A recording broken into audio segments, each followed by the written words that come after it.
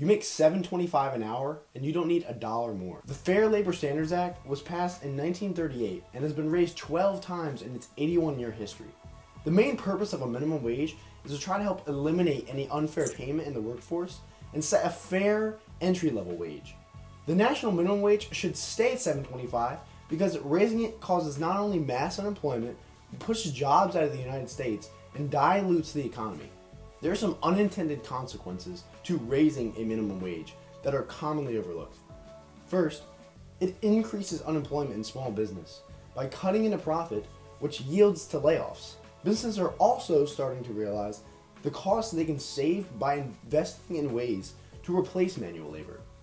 And if wages keep rising, then they don't really have a choice. There's a growing market for alternative options of completing lower level tasks through the innovative use of artificial intelligence.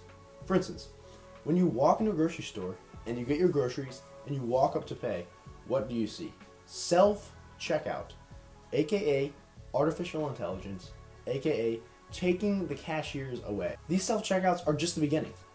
AI is a lower liability, it's faster, and it doesn't take bathroom breaks. As for the workers themselves, higher minimum wages yield to two negative outcomes.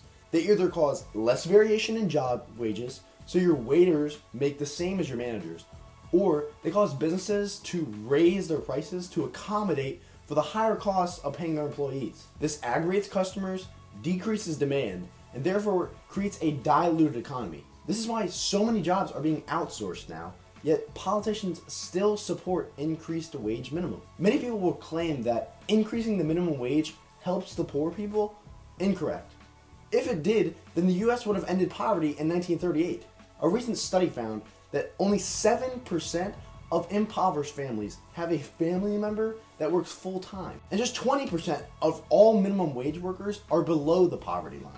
Of the 701,000 workers that earn just $7.25 an hour, over half are under the age of 25. This just shows that no matter what the minimum wage number is placed at, the poor stay poor. And not only are they going to stay poor, but just pushing the minimum wage to $10.10 would put 500,000 families into unemployment. To close, rising minimum wages would be doing a disservice to the hardworking American people. Taking their jobs and turning the economy into a dull market isn't the answer. There are ways of making money in this country.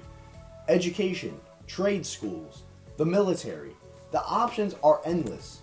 You just need to work hard and take your $7.25.